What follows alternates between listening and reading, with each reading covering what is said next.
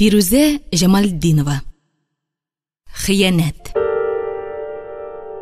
Ул бызга яна балта ұшы белән суқты. Бәке кырыйындагы үткен, үтә күренмәле уалган пыяладай кисәкшекләр теленеп, шупылдап суга шумды. Яна суқты. Яна бармагы хәтлесе кителде. Суккан сайын бызга әүрелгән йөрәкнең бер кыйпылчыгы очты диярсең. Куллары суыктан кызарып бетте. Гүя үше, ачуы, нәфрәте шушы балта түтәсе иде. Оның белән хәзерге халәтендә ул бөтен дөньясын кырып бетерә аладыр кебек тоелды. Хатын тора-бара балтаны урыныннан кузгатырлык та хәле юклыгын чамалады. Шулай да ничек күтәрә алам икән соң мин аны дип уйлап куйды. Фани дөньяның мәхәббәтсез көннәре аны суккалап, каккалап, теткәләп бетергән иде инде. Җеп эзәрлек көчен дә калдырмаган икән бит әнә. Ул балтасын атып бәрде дә боз өстенә сузылып ятты. Авырлык белән булса да әкрен генә шуышып, сул җилкәсен бәке авызына якын китерде.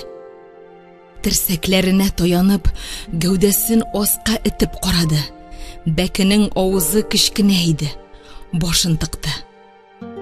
Боз авыз кылычтай үткен үтә күренмәле тешләрен шыкырдаткандай булды. Тик ул аны йотарга әзер түгел иде. Күрәсең, һич сиздермичә генә ни бары бит тиресен умырып алды.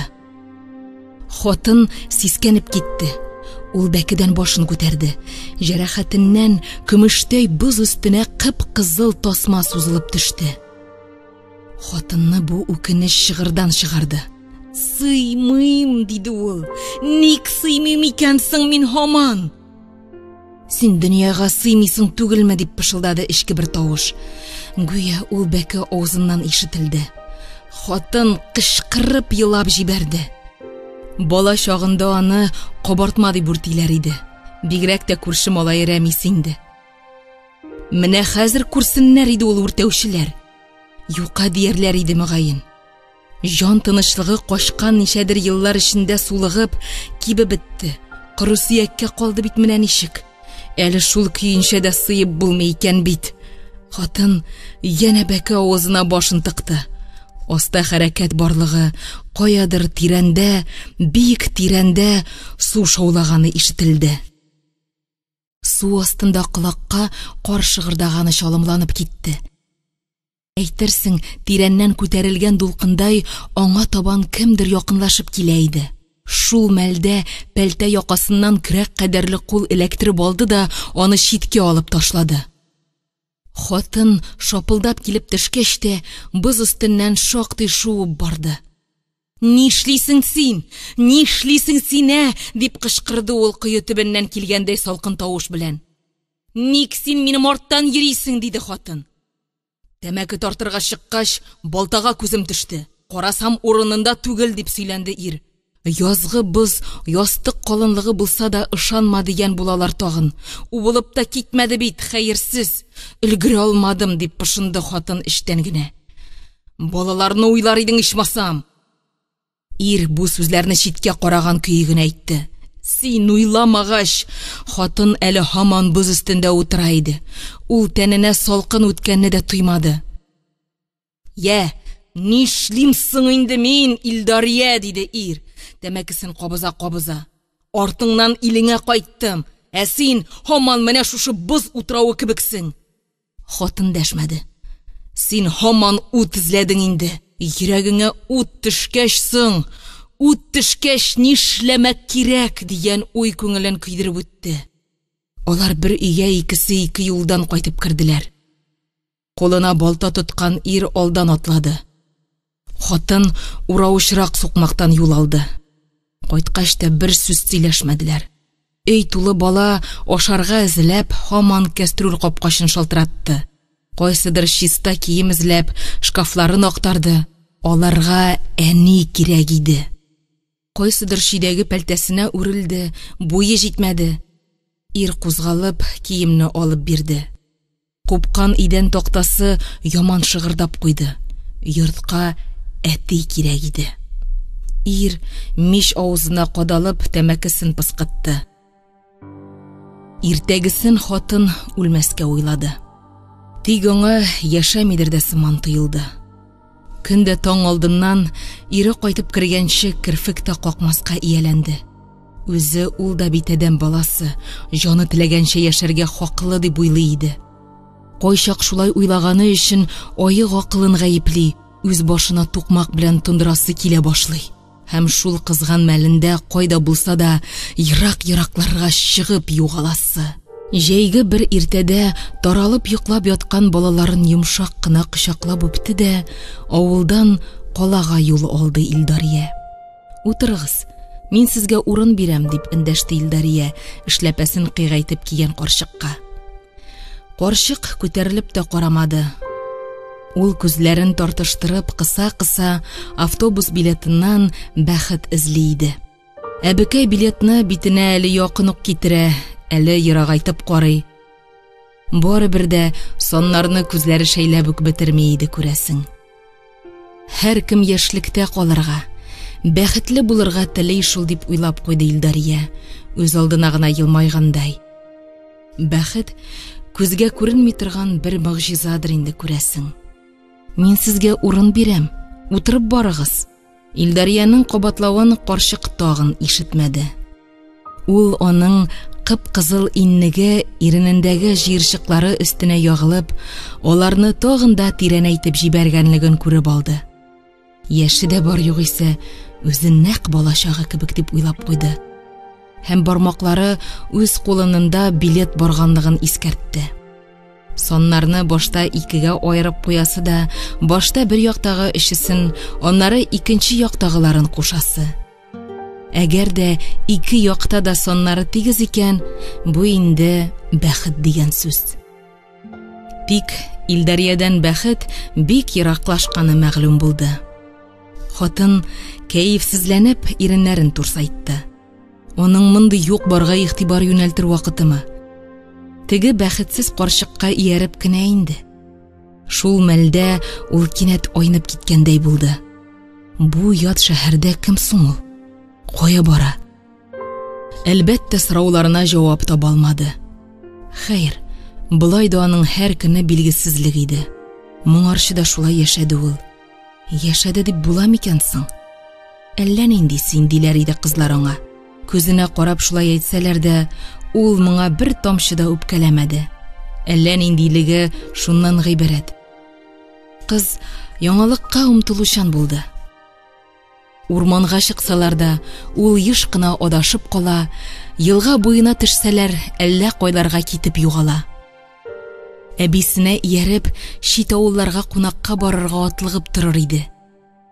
Ят шәһәрләр күрү аның мөгъҗизага тиң хыялына әйләнде. Андагы ыгызыгыга түзәр чама юк. Машина да, кеше... Шул кадәрле тыгызлыкта да яшәргә теләүчеләр бар икән якты дөньяларда, диде күрше кызы Зәмирә. Казанга апаларына кунакка барып кайткач. Мин дә шундый да яшәргә теләр идем, дигәнен сизми дә калды Илдария. Анда тынчу да әле, беләсең килсә, дип кашларын җыерып әйтеп куйды күршесе.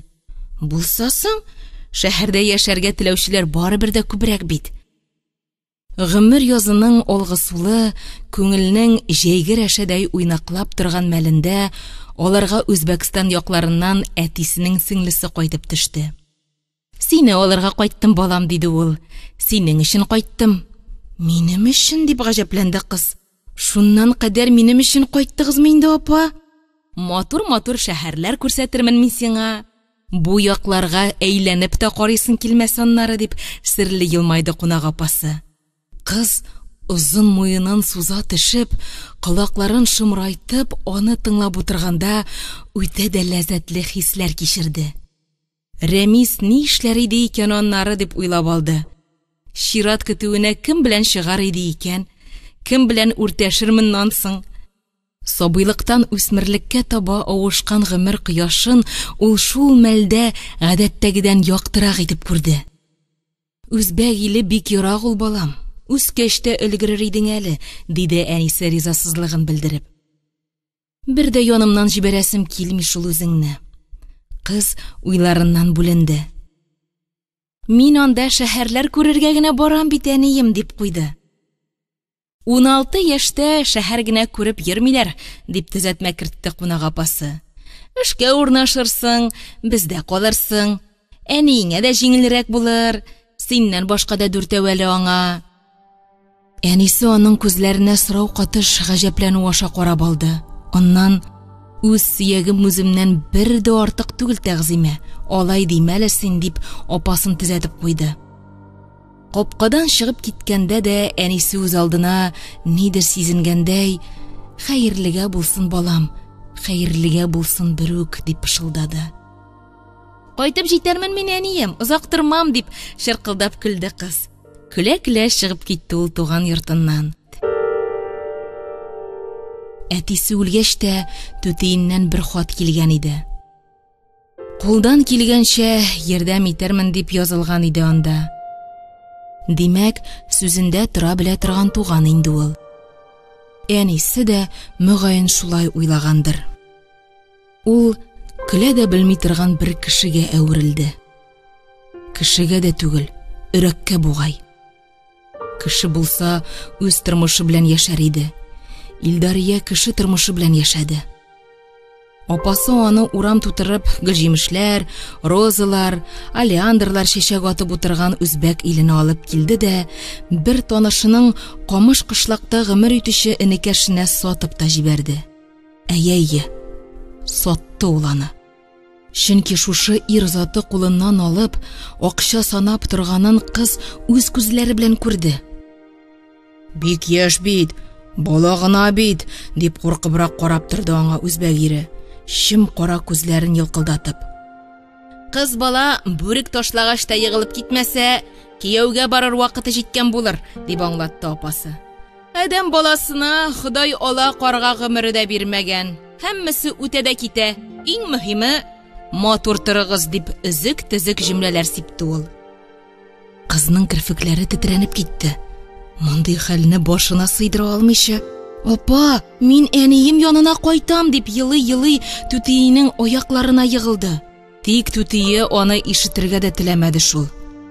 Баласын тугры мөселманга кияүгә биргән ата-ананың урыны җәннәттә булачак, сеңлем. Никахтан син генә кача алмассың. Ират хатыныннан 9-10 яшькә олы булырга тиеш ул, дип үзенә таяну ноктасы әзерләде.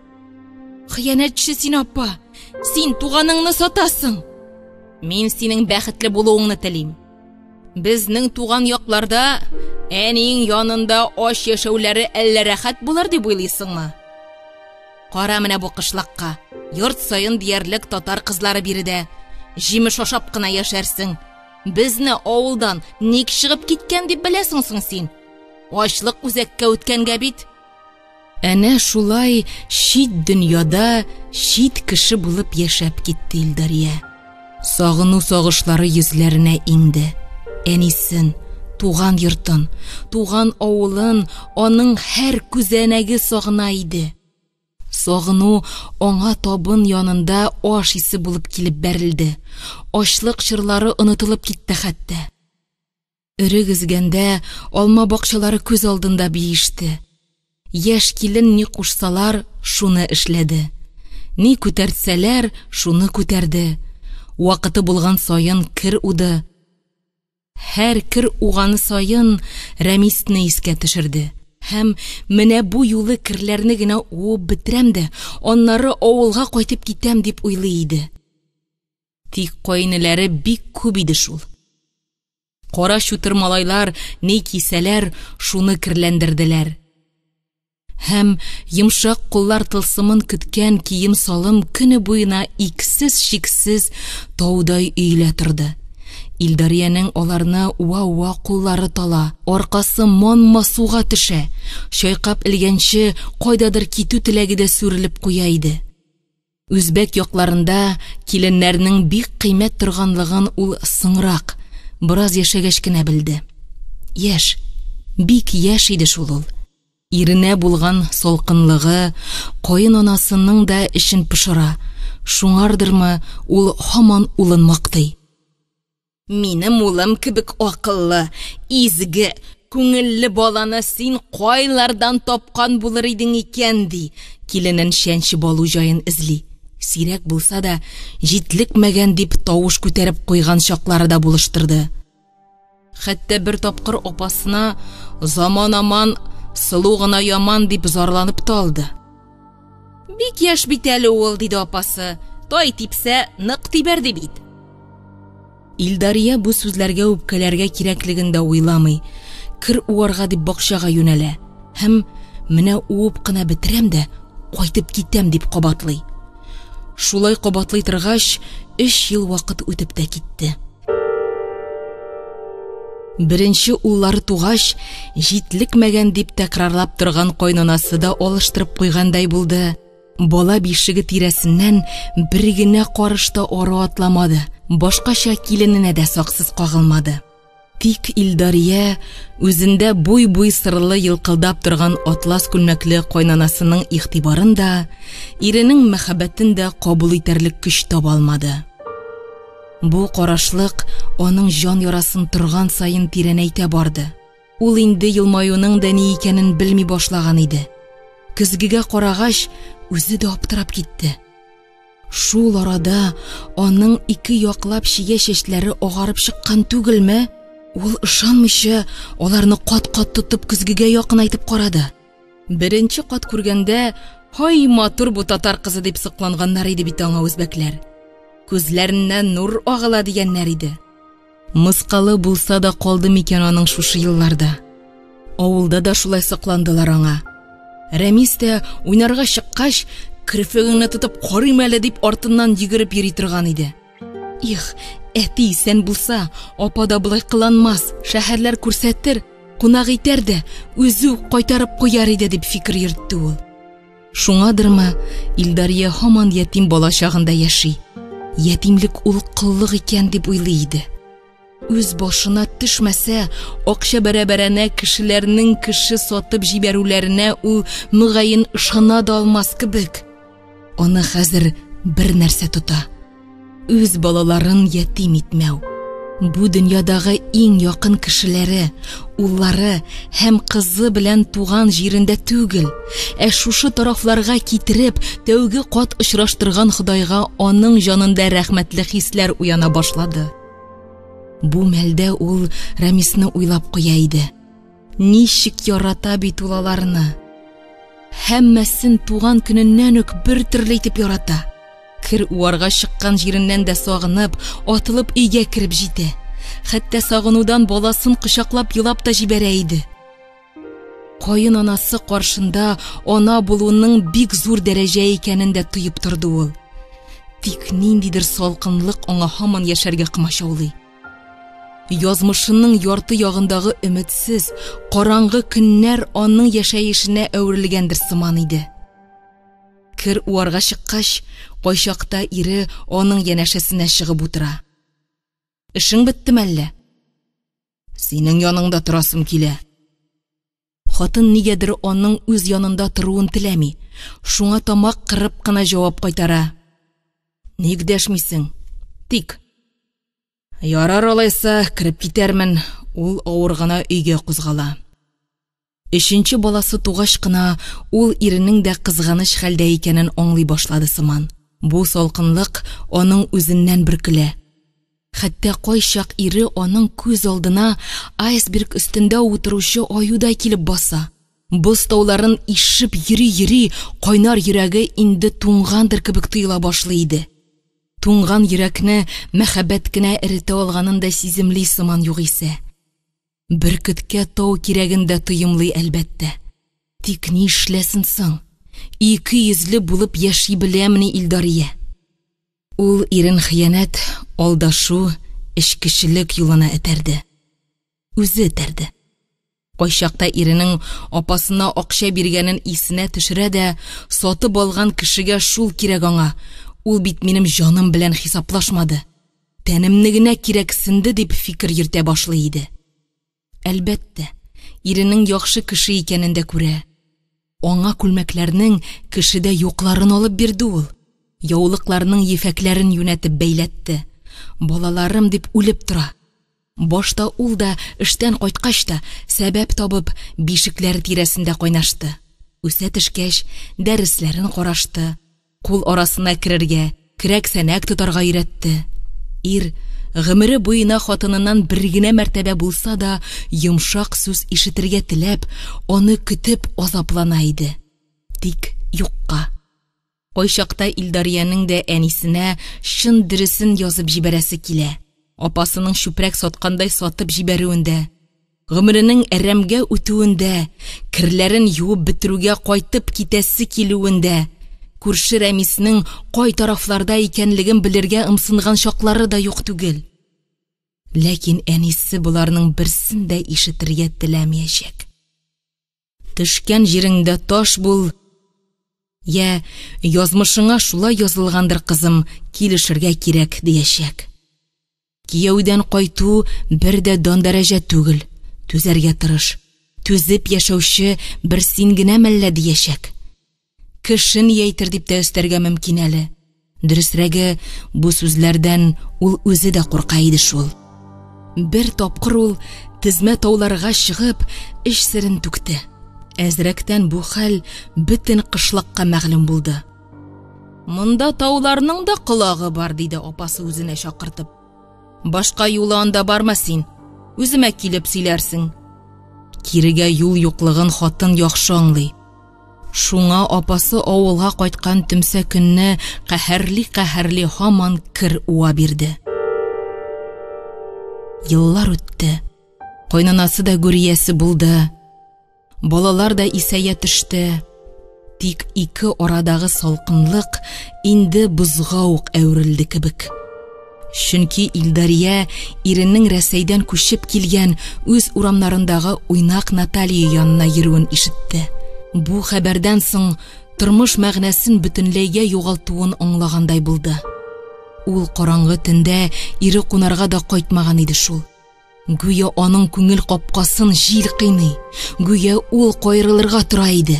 Әллә яратам микән мин аны дип үз-үзенә сорау бирде хатын шунда. Сатылган кеше кыл була. Кыл ярата алмый ул, дип кабатлады сыман төнге тынлык. Һәм гомеренә бер генә көндә аны ярата алмавына үкенеп, ачы әрнүле күз яшьләрен түкте ул. Ә иртән иренең күлмәген юып яткан җиреннән сабын күбегенә баткан кулларын ал япкычына сөртеп, аны салып өйалды кадагына элеп калдырды да, киемнәрен сумкасына тутырып, балаларын ияртеп өйдән чыгып та китте. Юлган чыккан кеше ялгыз түгел ди, вокзалга аны таксида китереп куйдылар. Чакрымнарга сузылган тау тизмәләре, шелтер сулы арыклар, өрек агачы күләгәсендә кир уа торган ләгән, кандай кызыл алиандрлар, һәммәсе артта калды. Бу дөньяны ул үз итә алмады шул. Үзен дә нигәдер чит иттеләр кебек тоелды. Бөтенләйгә кайттык, диде ул әнисенә. Ирең хатын дәшмәде. Балаларны шишендерде, ул арада чәй кайнап чыкты. Тиз генә табын әзерләделәр. Капка киләсе күтәрелгәнне ишетеп, әнисе йортка чыгып китте. Аның ачык тәрәзәдән кияү дип эндәшкәне ишетелде. Кайттыңмы кияү? Кирәйде. Ана кеше чамасыз шат иде. Ул кызын ачуланды. Эй, бала, хәзер кайтып җитә дип әйтсә шунда. Кытым очты. Әллә бер хәл булганмы дип торам. Илдария сискәнеп куйды. Тәвәккәлләп, язмышыннан качарга җыенган иде бит инде менә. Нигә соң? Кара тылыптай сөйрәлеп, һаман аның артыннан килә ул. Нигә? Кай арада белеп өлгергән, кай арада кайтып та җиткән. Әйдә, керә тор кияү, мин хәзер. Ул лапас якка юнәлде. Ир җәһәт өйгә атлады. Нигә син һаман минем арттан йөрисең? Балалар артыннан кайттым мин. Барыбер җибәрмим аларны синең белән. Ир озак кына идәнгә төбәлеп уйланып торды һәм күзләрен күтәреп хатынына карады. Алайса, үзем калырмын дип куйды.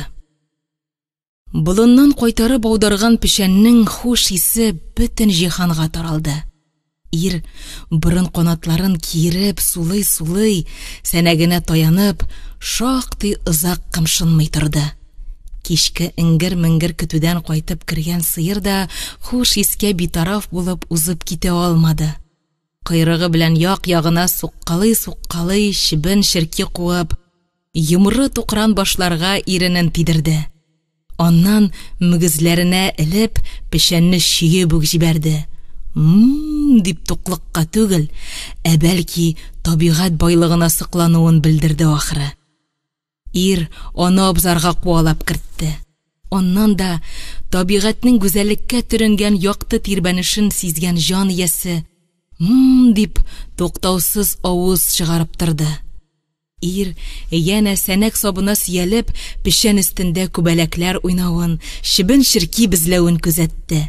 Матурлык кемгә генә кирәкми икән дип уйлап куйды ул. Шушы матур дөньядан кемнең китәсе килсен соң? Шул мәлдә аның күз алдыннан ерак-ераклардан калган күрше Наталья шәүләсе шуып үткәндәй булды. Аның яшисе килә иде. Кинәт капка ачылганга ир бераз сәерсенеп, сискәнеп китте. Көтү каршылап, хатыны белән нәни кызы кайтып керде.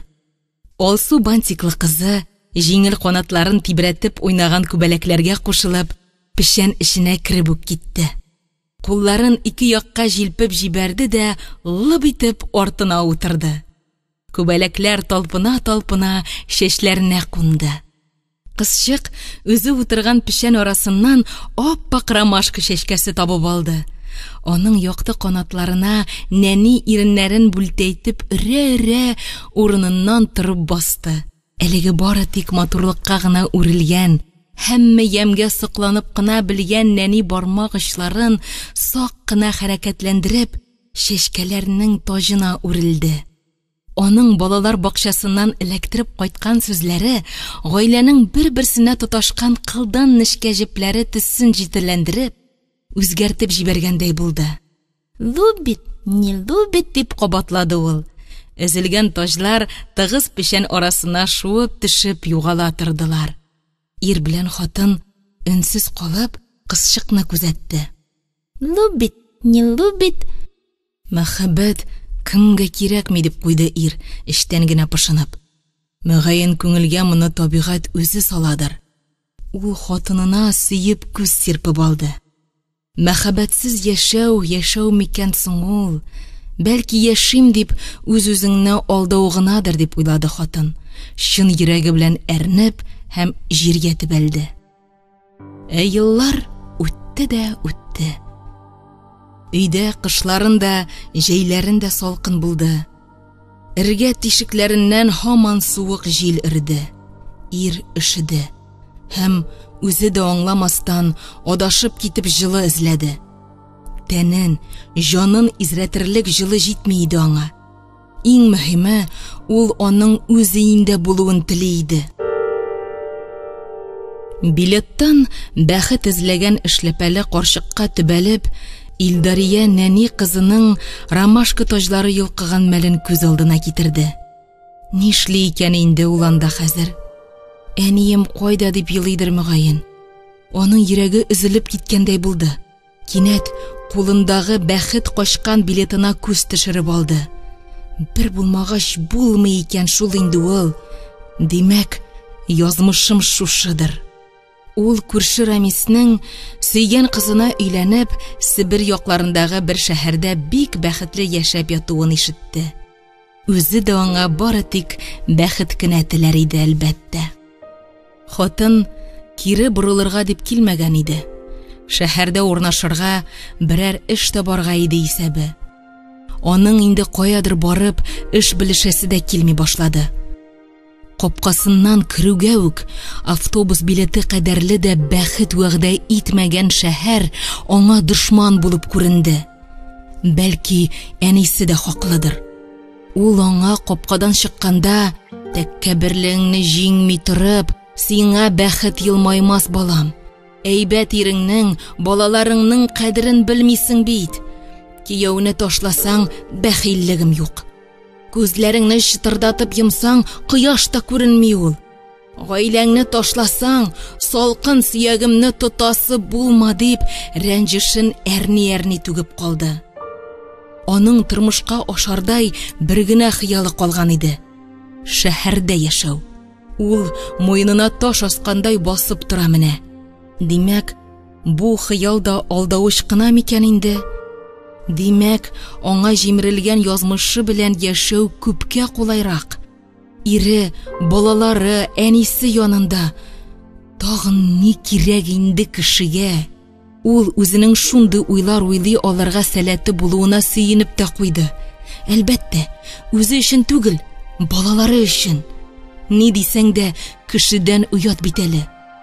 Кая китүен бер көн әйтмәсәләр, 2 көн, аннары без капчыкта ятмый бит. Барыбер бер тишеп чыгар. Ирен, балаларын ташлаган диярләр. Аннан балаларын сагынырга да өлгерде инде ул. Хатын шәһәр үзәгенә таба якынлашып килүче автобустан төшеп калды да, тукталыш каршысындагы биек-биек салкын таш йортларга төбәлеп карады. Салкынлык. Булай да таныш бит инде ул миңа, дип уйлады. Нигәдер үткән кышта балта белән бәке кырыннан боз чукыган мәлен күз алдына китерде дә, кинәт уйлары бер мизгелгә булса да урынында катып калды. Хыянәткә кем гаепле соң? Дип сорау бирде ул үз-үзенә бераздан. Бу сорауны ул ничә кат бирсә дә, җавабын ачык белә. Тәкәббер кылның да тантана итәсе килә. Әмма бар авырлык аның үзенә төшә икән шул дип, үз-үзен жәлләп, юатып куя иде. Бу юлысы да үзен жәлләүдән ерак китә алмады кебек.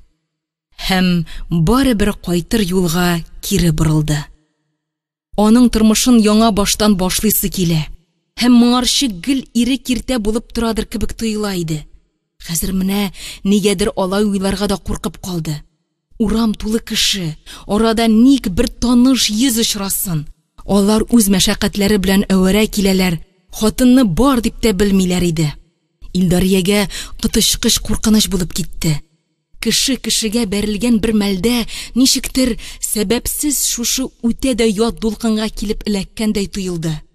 Һәм бу дулкын һич тә аны өскә калкытып чыгарырга сәләтле дә, көчле дә түгел сыман иде. Хатын моны бөтен җаны белән сизде. Илдария башын күтәреп, зәңгәр күкләргә төбәлде. Әнә, тау тезмәләридәй ак болытлар төньяктан өерелеп йөзеп килә. Димәк, көн аяз булачак. Әнисе шулай диде балачагында. Димәк, җылытачак та әле. Автобус килеп туктады. Ишекләрен киереп ачып, көткән кешеләрнең һәммәсен иркен күңел белән сыйдырып, җиңел кузгалып китеп тә барды ул. Эшкә кереп баскач, Илдария иркен сулап куйды. Уллары, нәни кызы күз алдыннан йөгереп үткәндәй булды. Нарасыйларым минем, дип пышылдады хатын үз алдына гына. Яши алмам мин сездән башка. Яши алмам. Әнисе рәнҗүле сүзләре колак төбендә яңгырап киткәндәй тоелды. Бәхиллегем юк. Яхшы хатын яман ирне дә кеше итә. Хатын учына йомарлаган бәхетсез билетны автобусның ачык тәрәзәсеннән урамга ташлады.